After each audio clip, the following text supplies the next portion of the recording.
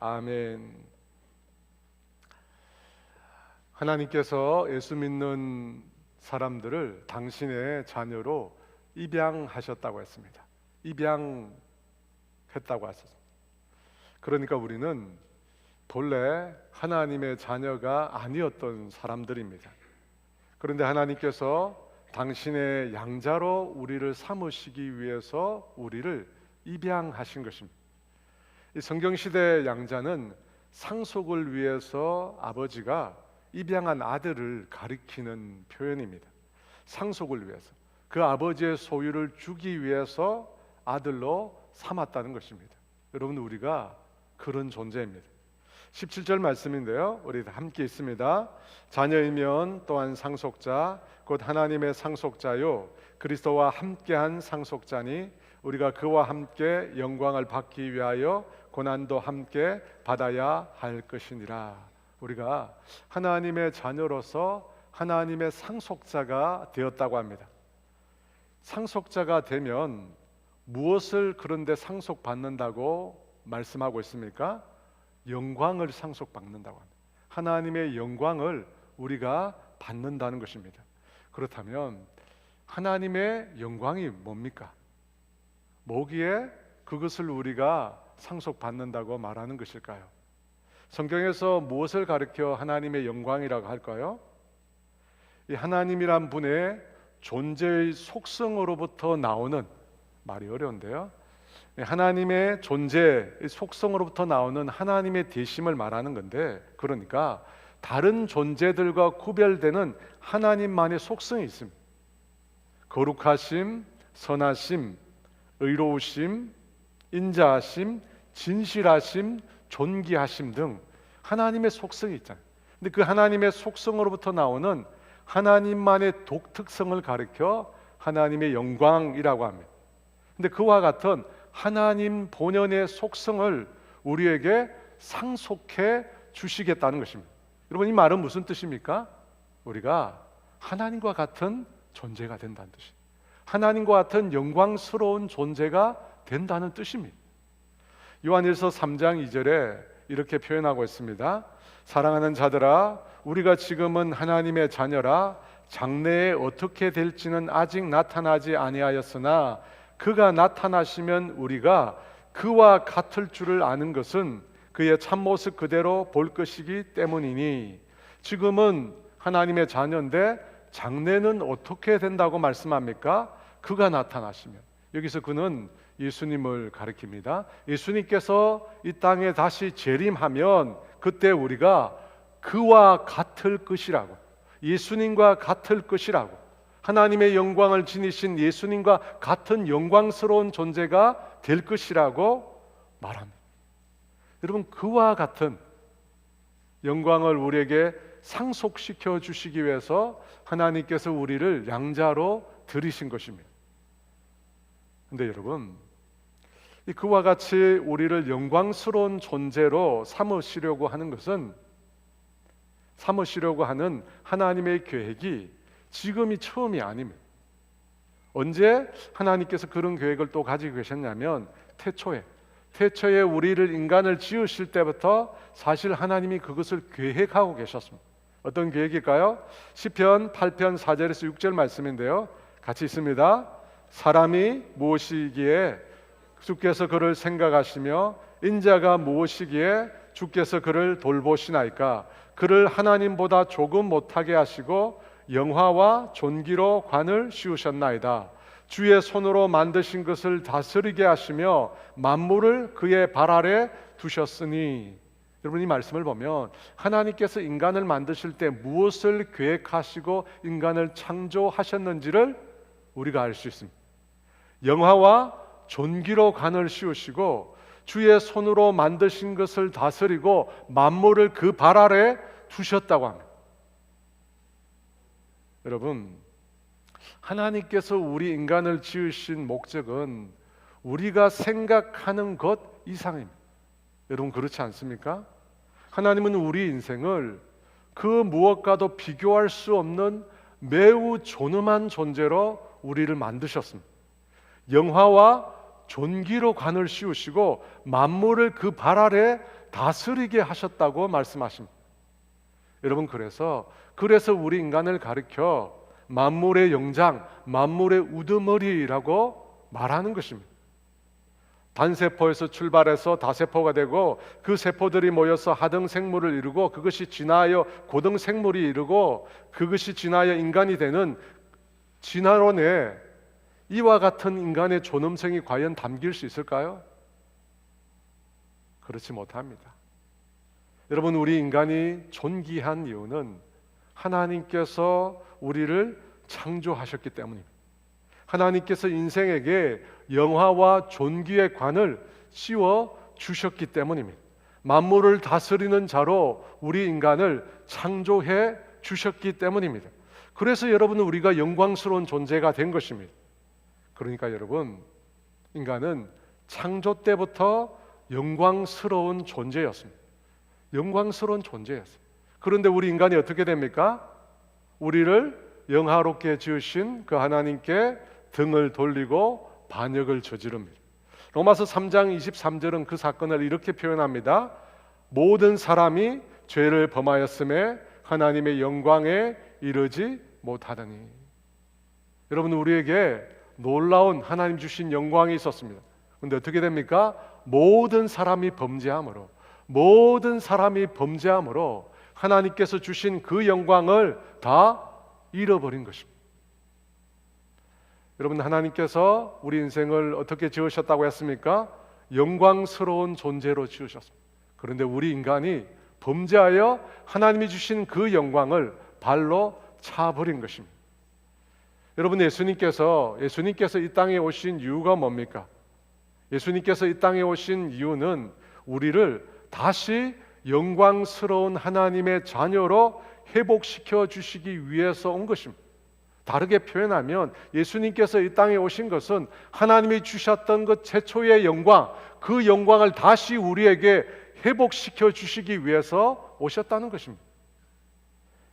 그 사실을 에베소서 1장 4절과 5절은 이렇게 표현합니다.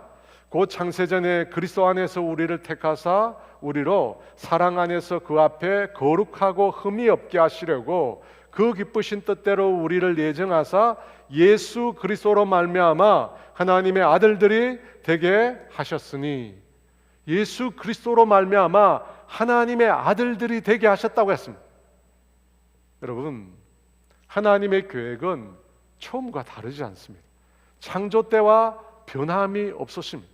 주님은 우리를 이제 다시 당신의 자녀로 삼으시고 당신의 영광을 우리에게 상속시켜 주시려고 하는 것입니다. 여러분, 그것이 예수님께서 이 땅에 오신 이유입니다. 예수 그리스도로 말미암아 하나님의 아들이 되게 하셨으니,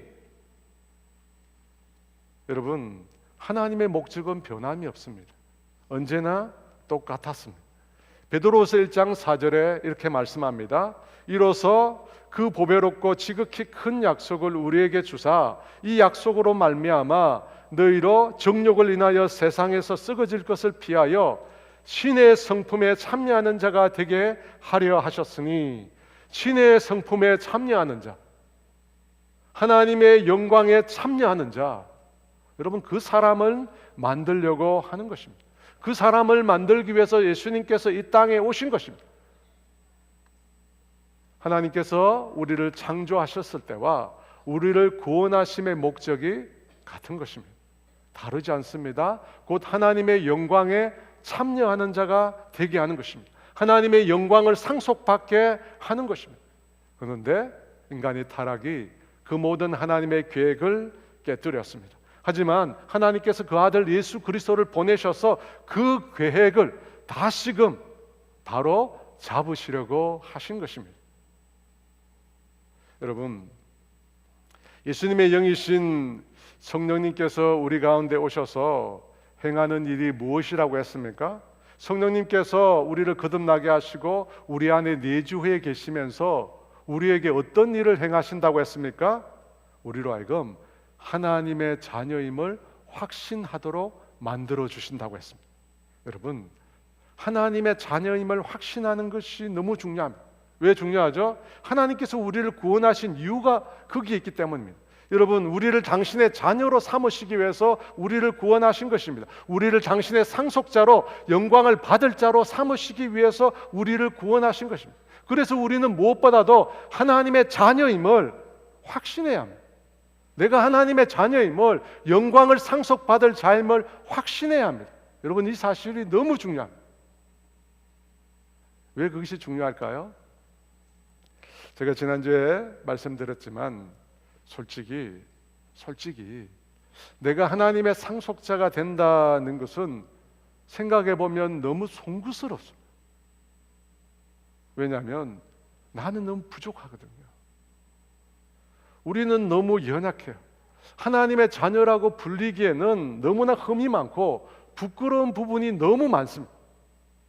근데 여러분, 하나님의 입장에서 생각해 보면 입양한 자녀가, 입양한 아들과 딸이 어떤 모습을 보이는 것이 그 하나님께는 좋아 보일까요? 늘 그 자녀가 나는 이 집의 자식이 되기에 부족하다고, 늘 이 집의 자식이 되기에 늘 흠이 많고 너무 부족하다고 생각하고 매사에 모든 일에 너무나 조심스럽게 행동하는 것, 여러분, 그 모습을 보면 부모가 기쁠까요? 아니면 친자식처럼, 입양한 자녀지만 친자식처럼 당당하게 행동하는 것이 좋게 보일까요? 여러분, 어느 것 같습니까? 당연히 후자겠죠. 제가 우리 아들들이 저의 진짜 아들이 맞구나 라고 하는 것이 느낄 때가 언제냐면 밤중에 오줌 눌 때입니다. 여러분, 더운 날씨잖아요. 문을 활짝 열고 자는데 자다가 저희 아이들이 잠에서 깹니다. 그리고 화장실을 갑니다. 그리고 어떻게 합니까? 불을 켜고 화장실 문을 활짝 열어 제끼고 일을 봅니다. 밤중이에요.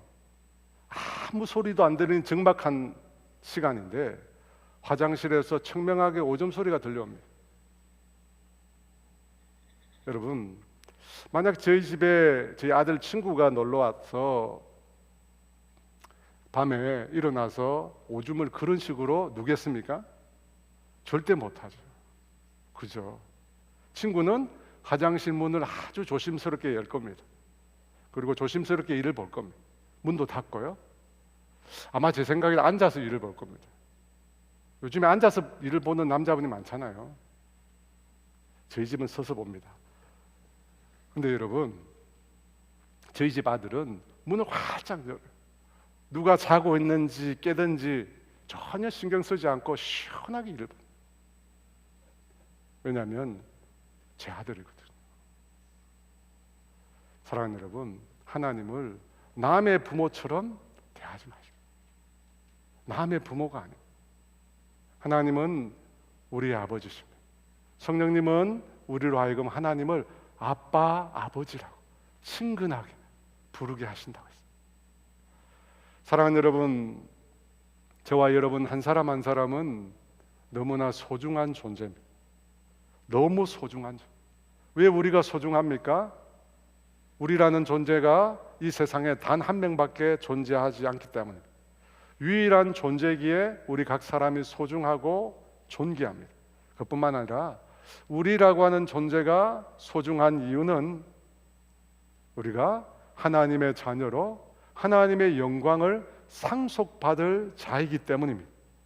우리가 하나님의 그 영광을 상속받을 자이기 때문에 하나님께 너무나 귀하고 존귀한 것입니다. 여러분, 바로 그 일을 위해서 예수님께서 십자가를 지신 것입니다. 제가 많은 성도들을 위해서 기도하면서 제일 많이 느낀 부분이 뭐냐면, 대부분 너무나 많은 성도들이 자신이 얼마나 귀한 존재인지를 모른다는 것입니다. 하나님께서 자신을 얼마나 사랑하고 계시고 있는지를 모른다는 사실. 그래서 사람들이 자기를 비함, 쓸모없는 존재라고, 무가치한 존재라고, 자신을 얼마나 경멸하는지 모릅니다. 여러분, 저는 기도할 때마다 그걸 너무 느껴요. 사랑하는 여러분, 절대 그렇게 하지 마십시오. 절대 여러분 자신을 비하하지 마십시오. 우리 자신을 비하하고 경멸할수록 누가 아플까요? 자녀가 자기 자신에 대해서 비하하고 경멸할 때 누가 제일 가슴 아플까요? 그 부모잖아요. 여러분, 우리가 우리 자신을 비하하고 경멸할수록 우리를 만드시고 또 우리를 구원하신 그 하나님께서 아프십니다. 아프셔요. 주님은 우리를 영화와 존귀의 관을 씌우시고 우리에게 영화와 존귀의 관을 씌우시고 만물을 다스리는 자로 만드셨습니다. 그토록 존귀하고 소중한 존재이기에 그 아들 예수 그리스도를 보내어 십자가에 못 박아 우리를 구원하신 것입니다. 그러므로 여러분, 겸손과 자기 비하를 구분하십시오. 절대 자신을 무가치한 존재로 치부하지 마십시오. 여러분, 요셉이 어땠다고 했습니까? 요셉이 어땠어요? 사람들이 자신을 가리켜 뭐라고 말하든지 관계없이 나는 존귀한 하나님의 자녀라고, 나는 존귀한 하나님의 백성이라고 그는 생각했습니다. 사람들은 우리가 가진 소유로, 우리의 형편으로, 우리의 성취로 우리를 평가합니다. 하지만 하나님은 우리라고 하는 존재로 우리를 늘 바라보십니다. 여러분은 사람들의 기준으로 여러분 자신을 보시겠습니까? 아니면 하나님의 기준으로 여러분 자신을 바라보시겠습니까? 하나님이 나를 어떻게 생각하시는가? 어떻게 생각하시는가? 성경이 말씀하고 있는 그 기준을 따라서 여러분 바라보시기 바랍니다. 우리 모두는 하나님 앞에 보배롭고 존귀한 자들입니다. 우리 옆 사람에게 인사할까요? 당신은 보배롭고 존귀한 자입니다. 여러분 옆 사람에게 얘기하십시오. 당신은, 정색을 하셔야 돼요. 여러분, 당신은 하나님 앞에 보배롭고 존귀한 자입니다. 여러분, 그 시선과 그 마음으로 여러분 자신을 늘 보시고 또 여러분 주위에 있는 사람들을 바라보시기를 주의 이름으로 축원합니다. 다시 17절 말씀입니다. 다 같이 있습니다. 자녀이면 또한 상속자 곧 하나님의 상속자요 그리스도와 함께한 상속자니 우리가 그와 함께 영광을 받기 위하여 고난도 함께 받아야 할 것이니라. 하나님께 영광을 상속받을 자로 그 영광을 받기 위해서 무엇을 받아야 한다고 되어 있습니까? 우리가 꺼리는 것이죠. 고난을 함께 받아야 한다. 고난이란 말 우리가 안 좋아합니다. 근데 여러분, 그와 함께 영광을 받기 위하여 고난도 함께 받아야 할 것이다. 이 말이 무슨 뜻일까요? 여러분, 사실 이 말은, 이 문장은 의미가 좀 난해합니다. 의미가 좀 난해해요. 영광을 얻기 위하여 고난을 받아야 한다. 영광을 얻기 위하여 고난을 받아야 한다. 고난이 영광의 조건인가? 꼭 그런 뜻은 아닙니다. 그와 함께 영광을 받기 위하여 고난도 함께 받아야 할 것이니라. 이 말은 그리스도인들이 하나님의 영광을 받기 위하여 반드시 고난을 받아야 할 의무가 있다, 그런 뜻이 아닙니다. 강제의 의미가 없습니다. 이 말씀은 고난을 거부하지 말라는 뜻입니다. 반드시 고난을 받아야 된다는 뜻이 아니라 고난을 거부하지 말라는 것입니다. 사서 고난을 받을 필요는 없지만 그렇다고 고난이 올 때 그 고난을 회피하지 말라는 뜻입니다. 그러면 여러분, 고난이 뭘까요? 고난이 뭡니까? 욕심으로 인해서 생긴 결과가 고난일까요? 여러분, 그것은 불교식 사고입니다. 성경이 말하는 고난은 죄로 인한 것입니다. 죄로 인한 것. 로마서 6장 23절에 죄의 삭은 사망이요 하나님의 말씀을 거부하고 하나님께 반역하고 떠난 죄, 여러분, 그것이 우리에게 죽음을 가져다 왔습니다. 그리고 그 죽음이 나타나는, 눈앞에 나타나는 증상이 바로 고난이라는 것입니다. 우리로 하여금 고통을 느끼게 만드는 사고나 질병과 혹은 불행한 모든 일들, 우리 삶에 일어나는 불행한 모든 일들, 여러분, 이것이 바로 죽음의 증상입니다. 하나님을 떠남으로, 하나님과 단절됨으로 인해서 생겨난 인생의 결과입니다. 여러분, 그게 고난이에요. 죄 때문에 죽음이 왔고 죽음의 증상으로 우리 가운데 고난이 생겨난 것입니다. 그런데 예수님께서 오셔서 우리를 대신해서 고난을 받으셨습니다. 죄로 인해 죽음뿐만 아니라 죽음의 증상인 고난조차도 예수님께서 대신 받으셨잖아요. 죽음만 당하신 게 아니에요. 고난도 당하셨습니다. 이사야 53장 5절에 그가 찔리면 우리의 허물 때문이요 그가 상함은 우리의 죄악 때문이라. 그가 징계를 받음으로 우리는 평화를 누리고 그가 채찍에 맞음으로 우리는 나음을 받았도다. 예수님께서 우리 대신 죄를 져 주셨습니다. 인간 대신 인간이 받아야 할 죄로 인한 형벌과 저주와 심판을 다 받으셨습니다. 다 받으셨습니다. 그래서 로마서 8장 1절에 그리스도 예수 안에 있는 자에겐 더 이상 정죄함이 없다고 했습니다. 죄로 인한 형벌이나 저주나 심판 모두가 다 없다고 했습니다. 예수님이 다 해결하셨다고 했습니다. 그렇다면 17절에서 말하는 고난은 무엇입니까? 왜 영광을 받으려고 하면 고난을 피하지 말고 받으라고 말하는 것일까요? 더 이상 고난이 없다면서요. 예수님께서 모든 우리 죄로 인한 모든 고난을 다 치셨다고 했죠. 그런데 왜 또 고난이 있습니까? 17절 말씀인데요. 다시 한번 있습니다. 자녀이면 또한 상속자 곧 하나님의 상속자요 그리스도와 함께한 상속자니 우리가 그와 함께 영광을 받기 위하여 고난도 함께 받아야 할 것이니라. 여러분 여기 보면 계속 반복해서 나오는 말이 있습니다. 무엇입니까? 함께라는 말이에요. 함께. 그리스도와 함께, 그와 함께, 고난도 함께. 여러분 예수님을 믿는다라고 하는 것은 예수님과 연합했다라고 하는 것을 의미한다고 했습니다. 예수님과 영적으로 연합했기 때문에 예수님의 죽음이 나의 죽음이 되는 것입니다. 예수님의 대속이 내 죄 사함이 되는 것입니다. 왜? 예수님과 내가 영적으로 연합했기 때문입니다. 그랬기 때문에 예수님의 의가 나의 의가 되는 것이고 예수님의 부활이 내 생명이 되는 것입니다. 예수님께서 행하신 모든 일들이 나의 것이 되는 것은 예수님과 내가 영적으로 연합했기 때문입니다. 여러분 그것이 예수 믿는 것입니다. 바로 그것이 함께라고 하는 말이 의미하는 뜻입니다. 그렇게 예수님과 연합했기 때문에 어떻게 됩니까? 예수님과 함께 영광을 얻는 것입니다. 그렇게 예수님과 연합했기 때문에 예수님이 고난을 받은 것처럼 우리도 고난을 겪는 것입니다. 예수님과 영적으로 연합했기 때문입니다.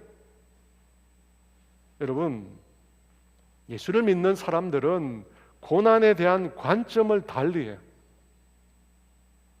죄로 인해서 우리가 겪어야 할 형벌, 저주, 심판은 예수님이 다 지셨어요. 여러분이 지금 겪고 있는 고난은 그런 게 아니에요. 예수님이 다 해결하셨어요. 우리가 더 이상 질 수도 없고 우리가 해결할 수 있는 것도 아니에요. 다 해결된 겁니다. 그러면 우리에게 있는 고난이 뭡니까? 우리가 예수님과 연합했기에 겪는 것입니다. 내가 예수님 안에, 예수님이 내 안에 계시기 때문에 우리가 그와 같은 영적인 연합을 이루었기에 우리가 고난을 겪는다는 것입니다. 그래서 여러분, 예수님 안에 있는 고난은 놀랍게도 내가 구원받았다는 증거가 됩니다. 내가 구원받았다는 증거가 돼요. 빌립보서 1장 28절 29절입니다.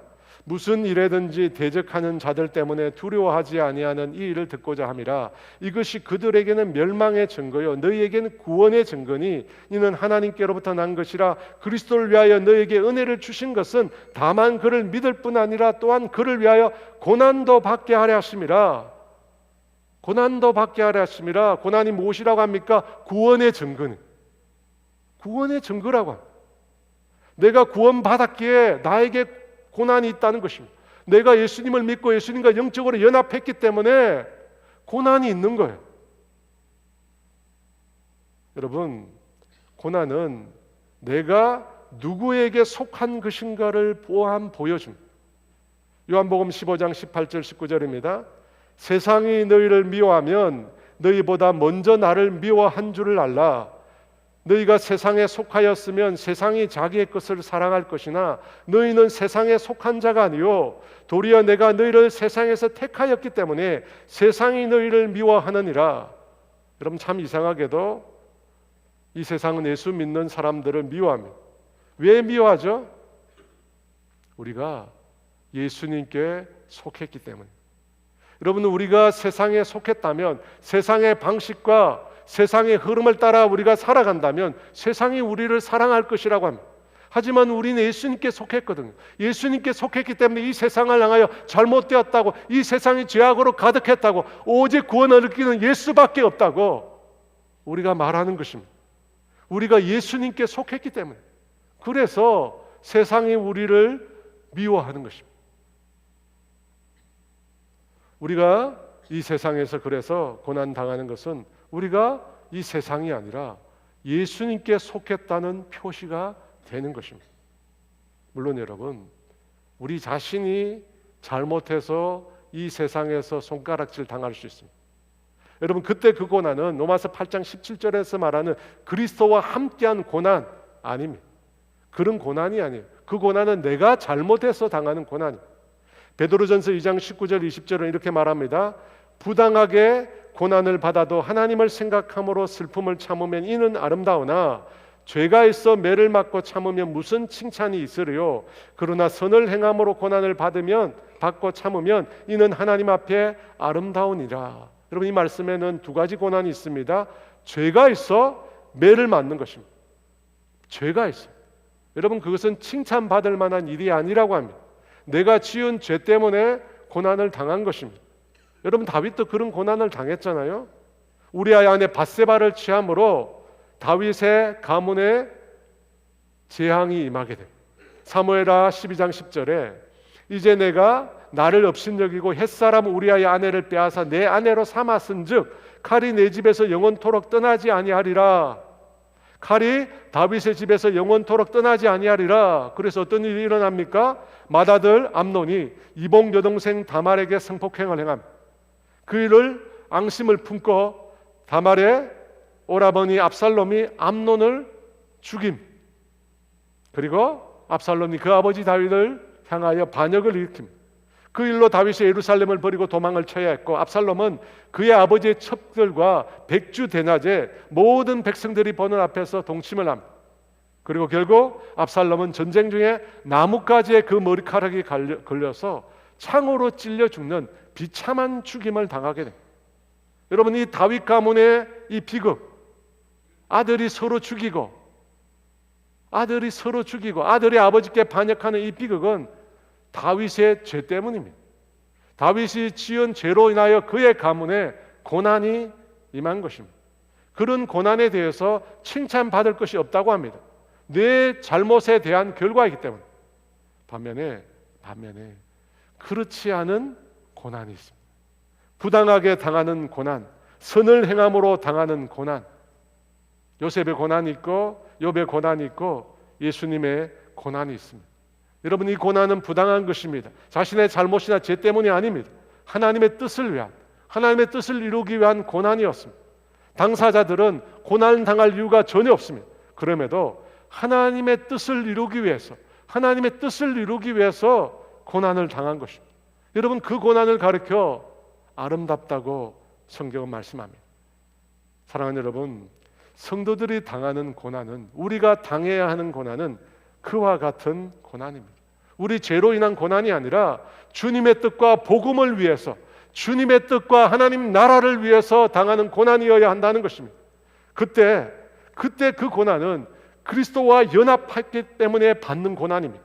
내가 짓지 않았지만 내가 그리스도와 연합했기 때문에, 그리스도 때문에 내가 그 고난을 당하는 것입니다. 여러분, 그 고난 당할 때 나는 내가 그리스도께 속한 자임을 깨닫게 됩니다. 여러분, 그와 같은 고난에 대해서 성경은 놀라운 약속을 주고 있습니다. 그와 같은 고난. 베드로전서 4장 14절입니다. 같이 있습니다. 너희가 그리스도의 이름으로 치욕을 당하면 복 있는 자로다. 영광의 영 곧 하나님의 영이 너희 위에 계심이라. 예수님의 이름 때문에 고난 당할 때, 예수님의 이름 때문에 고난 당할 때 복이 있다고 합니다. 그리고 영광의 영이신 하나님의 영이 우리 가운데 머무신다고 합니다. 여러분, 그래서 고난을 우리가 견디고 있는 것 같지만 내가 그 고난을 견뎌내는 것이 아니라 사실은 예수님의 고난을 당할 때는 예수님이 나와 함께 하시기 때문에, 성령님이 나와 함께 하시기 때문에 사실 내가 그 고난을 버텨내는 것. 내가 버티고 있는 것 같지만 그렇지 않아요. 주님이 함께 하시기 때문에. 제 인생에 있어서 가장 큰 고난의 시간이었다면, 제가 여러 번 말씀드렸지만 아마 저의 군대 생활이었다고 저는 생각이 듭니다. 30년 지났으니까 지금은 전혀 그렇지 않겠지만 라떼는 정말 힘들었어요. 그래서 제가 늘 주님 앞에 투정하면서 하는 말이 있습니다. 주님, 저는 군에서 제 인생의 고난 다 받았습니다. 더 이상 고난이 있으면 안 됩니다. 다 받았어요. 그런 말들을 제가 자주 합니다. 여러분, 군대에 들어가면 관등성명이라고 하는 것을 하게 됩니다. 관등성명 들어보셨죠? 계급과 이름을 대는 겁니다. 저 같은 경우는 일병, 강도형 이렇게 제 이름을 대는 걸 관등성명이라. 군대에서는 누가 자기를 부르거나 누군가 접촉이 있으면 관등성명을 대는 것이 일반적입니다. 제가 군 생활을 하면서 힘들었다는 걸 단적으로 보여주는 일이 있었는데, 군에 입대한 지 11개월 만에 제가 휴가를 받았습니다. 그때는 몰랐는데 나중에 어머니께서 아주 가슴 아파하셨다고 했는데, 무슨 일이 있었냐면 제가 11개월 만에 휴가를 와서 집에서 잠을 잤습니다. 근데 잠을 자다가 갑자기 일어나서 관등성명을 크게 말하더랍니다. 일병 강도형. 갑자기 자다가 일어나서 허공에 대고 관등성명을 말하더래요. 근데 그게 한두 번이 아닌 거예요. 그 소리를 듣고 저희 어머니가 아들이 군생활을 힘들게 하는구나 생각을 많이 하시면서 마음이 아프셨다고 합니다. 사실 저는 코를 많이 곱니다. 그래서 군에서 자다가 많이 맞았어요. 여러분, 자다가 사람의 얼굴을 친다고 생각해 보십시오. 얼마나 놀라게.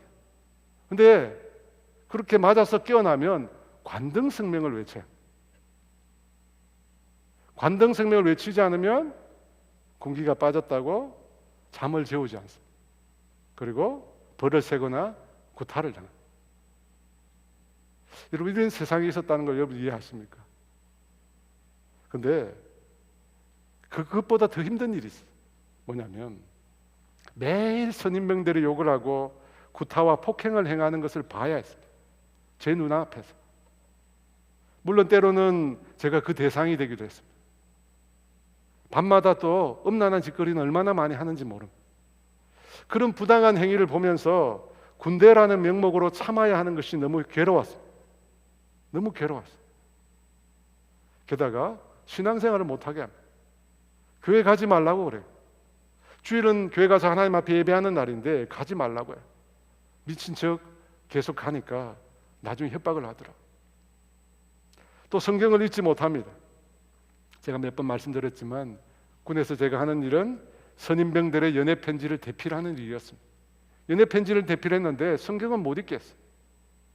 그래서 밤에 불침번을 쓰다가 포켓 성경을 꺼내서 성경을 읽었습니다.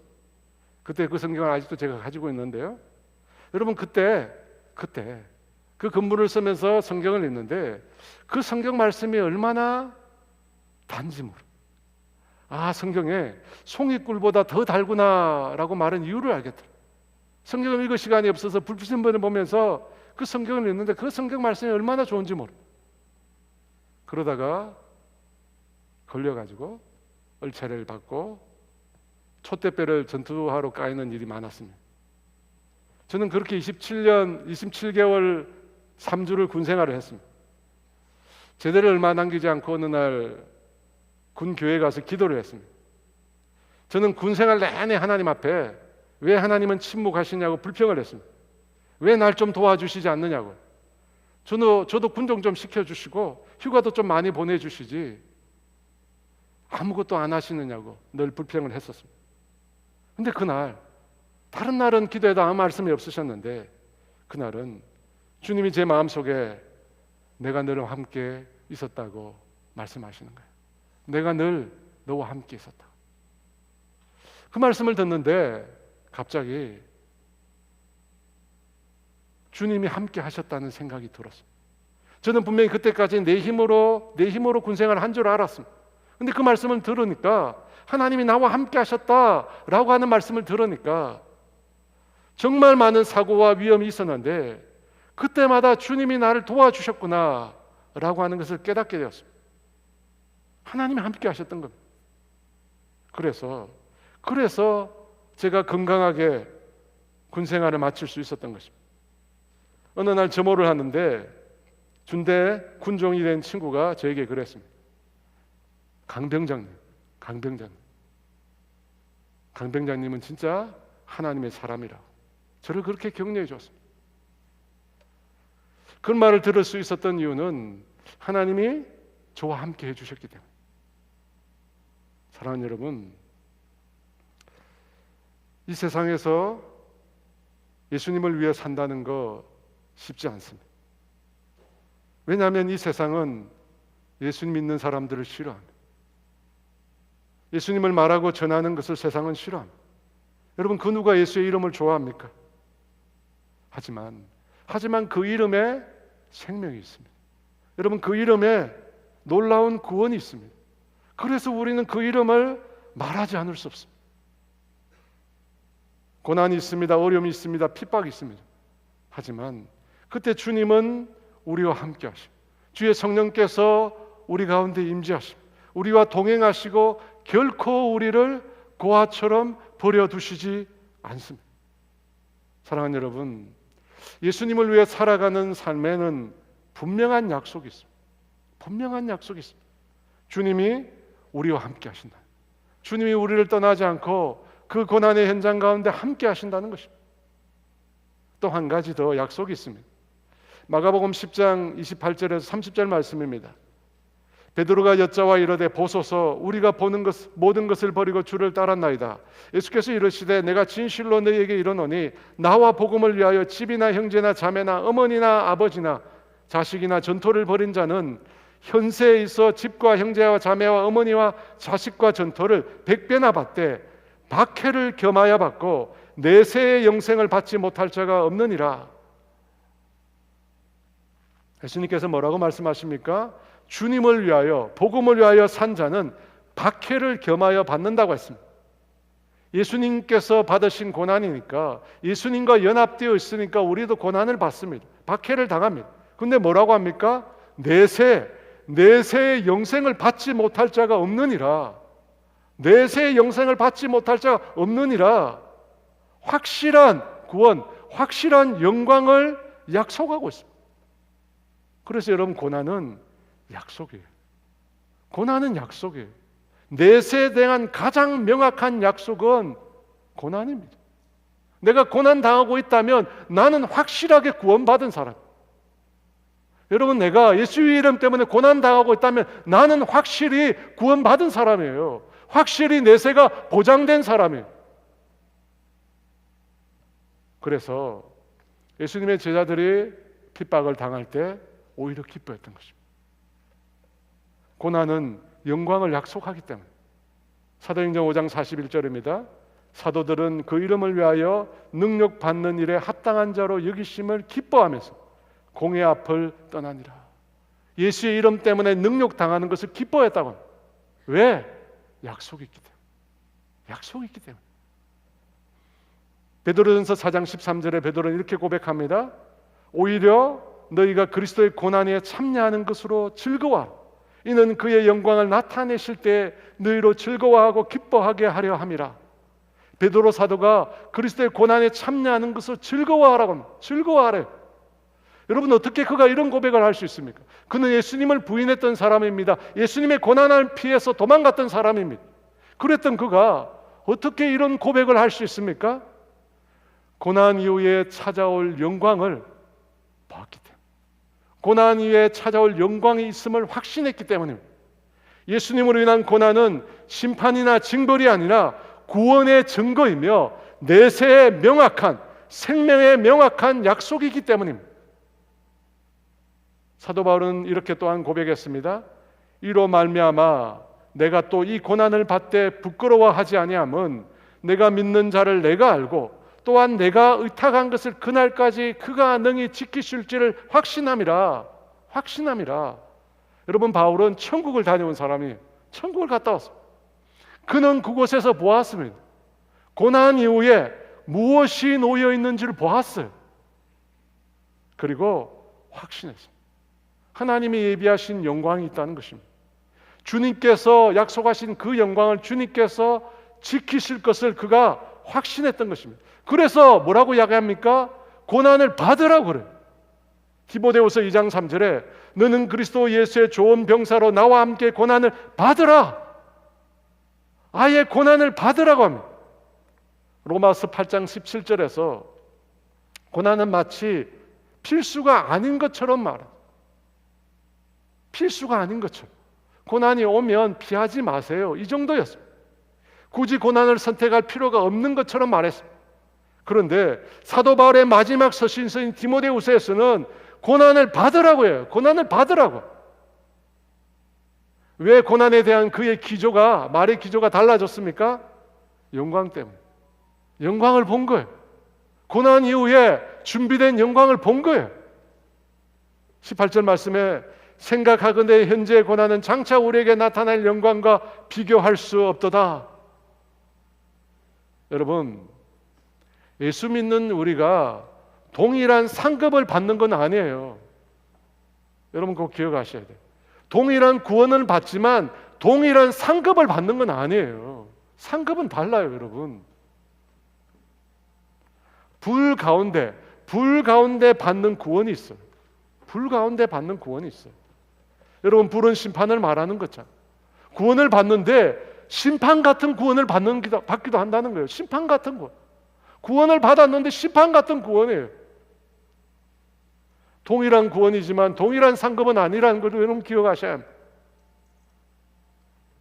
사랑하는 여러분, 인생은 잠시 잠깐이라고 합니다. 우리가 모두가 인정하는 것이 나그네와 행인 같다고 합니다. 만약 그 말씀을 정말로 여러분이 받아들였다면 여러분 인생을 향한 여러분의 시각이 달라질 수밖에 없습니다. 얼마 안 남았잖아요. 여러분, 얼마 안 남았어요. 잠깐인 이 세상, 남아있는 이 세상, 여러분 무엇을 위해서 살 것인가? 그저 이 세상이 원하는 대로, 이 세상이 우리를 좋아하는 대로 살아갈 것인가? 아니면 영원한 영광, 우리를 위해서 만드신, 창조하실 때부터 예비해 두신 그 영원한 영광, 그 아들 예수 그리스도를 보내어 주셔서 우리를 구원해 주신 그 목적, 하나님의 영광을 상속해 주시기 위한 그 영광을 우리가 바라볼 것인가? 여러분, 우리는 양단간에 선택해야 합니다. 바라고 소원하는 것은 앞으로 다가올 정말로 우리 눈앞에 와 있는 그 영광을 바라보는 저와 여러분 다 되시기를 주의 이름으로 축원합니다. 우리 함께 찬양하며 주 앞에 나아가기를 원합니다. 나는 주님께 속한 자, 함께 찬양합니다. 이 땅에 내 삶이 비록 버겁더라도 주님의 선하심 날 믿으며 가리. 이 작은 자통에 주가 이루어 가시니 감사로 사는 삶 나 살기 원하네. 내 삶의 시간 속에 주 일하시네. 내 모든 여정 속에 함께 하시네. 깊고도 크신 주의 영광을 나 보리라. 위대하신 주, 나는 주님께 속한 자 되어 주의 나라 위에 전심으로 살리라. 주의 마음에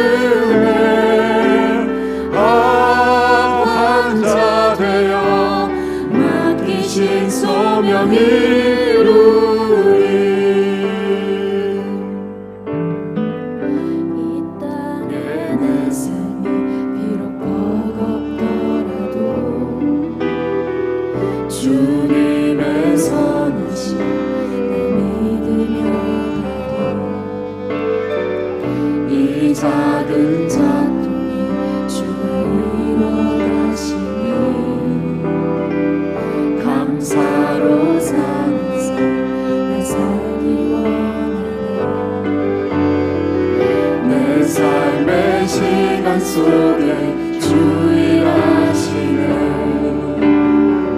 내 모든 여정 속에 함께 하시네. 깊고도 크신 주의 영광을 나보리라. 위대하신 주 나는 주님께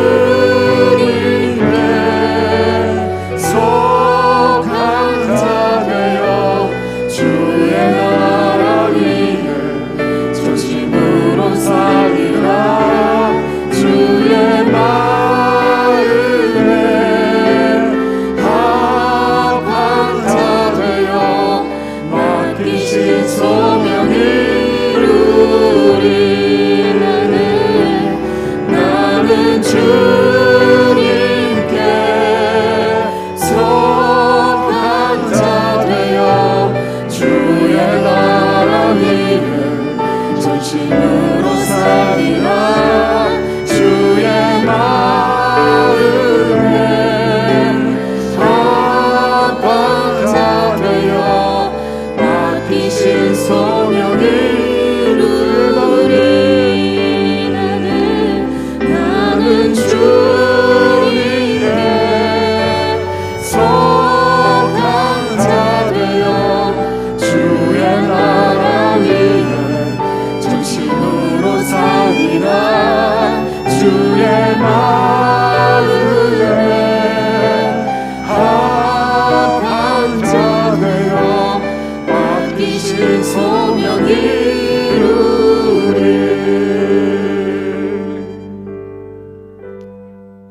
사랑하는 여러분, 여러분의 소속을 분명히 하십시오. 여러분의 소속을 분명히 하십시오. 여러분은 어디에 속한 자들입니까? 여러분이 세상에 속했다면 세상은 여러분을 사랑할 것이라고 했습니다. 이 세상 사람들은 여러분을 좋아할 것이라고 했습니다. 하지만 우리가 주님께 속하면 이 세상에서 미움을 받는다고 했습니다. 왜 세상이 그리스도를 미워합니까? 왜 세상이 우리를 미워합니까? 세상을 향하여 악하다고 말하기 때문입니다. 이 세상에 죄 가운데 있다고 말하기 때문입니다. 이 세상이 심판을 받는다고 말하기 때문입니다. 이 세상에서 구원 얻을 것은 오직 예수의 이름밖에 없다고 말하기 때문입니다. 우리가 예수께 속한 자로, 예수님을 증거하는 자로 살아가기 때문에 세상은 우리를 미워하게 될 것입니다. 여러분, 소속을 분명히 하십시오. 여러분은 지금 어디에 소속되어 살아가고 있습니다. 주님께 속한 자로 주님과 연합하여 주님이 당하신 고난의 길을 걷게 되면 성경은 분명히 우리에게 약속하고 계십니다. 우리가 고난받으면 그것이 구원의 증거라고, 우리가 어디에 소속된 증거라고 말씀합니다. 그러면서 우리에게 두 가지 약속을 주고 계십니다. 주의 성령이 우리와 함께 하실 것입니다. 여러분, 예수의 이름으로 고난당하면 망할 것 같아도 망하지 않습니다. 예수의 이름으로 살면 죽을 것 같아도 결코 죽지 않습니다. 주님이 우리와 함께 하시기 때문입니다. 주님이 우리를 실패자 인생으로 남겨두시지 않을 것입니다. 또한 우리에게 영광스러운 그 내생, 생명을 주님이 확실히 담보해 주실 것입니다.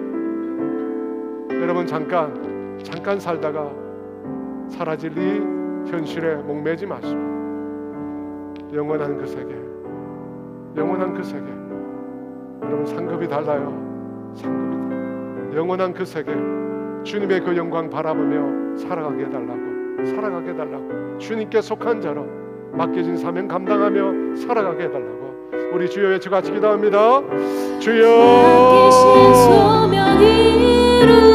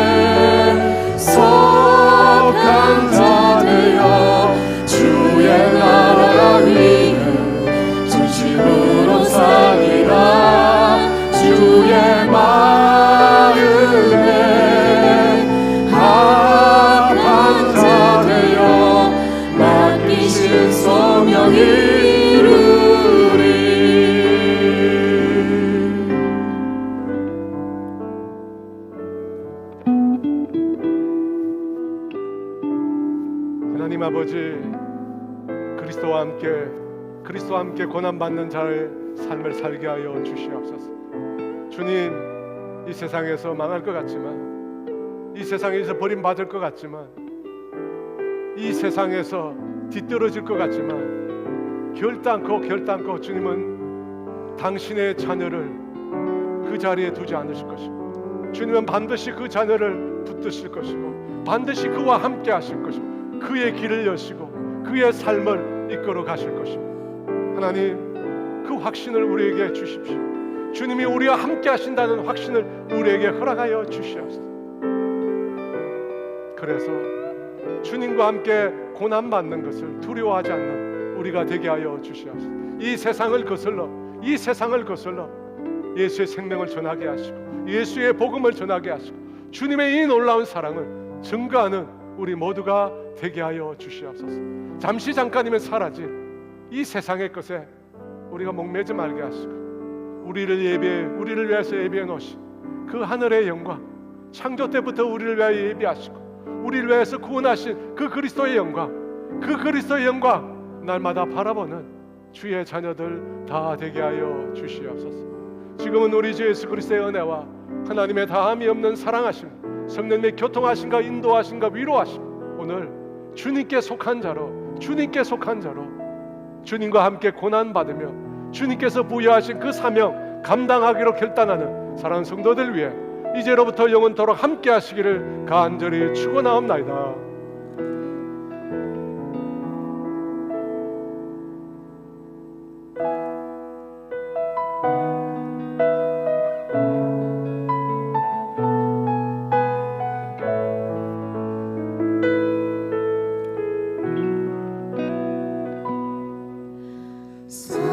사랑이 넘치기보다 사랑이 넘치는 교회 섬김을 원하기보다 섬김의 기쁨 알아가는 교회 세상이 주목하기보다 주님이 주목하는 교회 화려한 겉모습보다 중심이 주를 향한 교회 주님이 비로소신 아름다운 교회 서로를 사랑함으로 하나 되는 교회 주님이 머리 되신 거룩한 교회 우리 함께 만들어가요.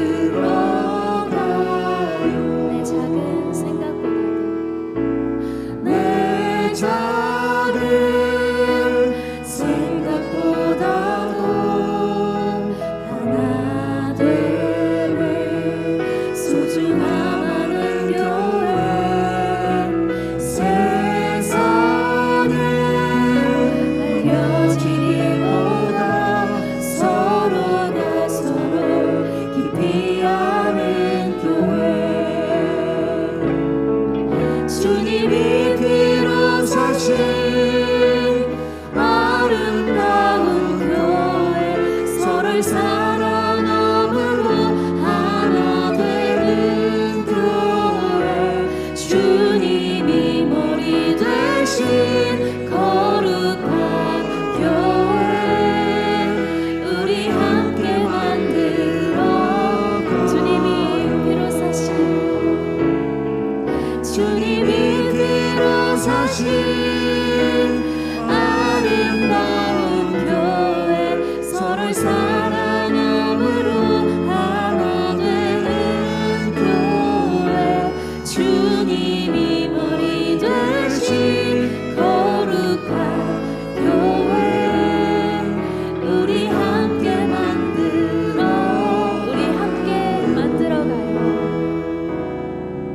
우리 함께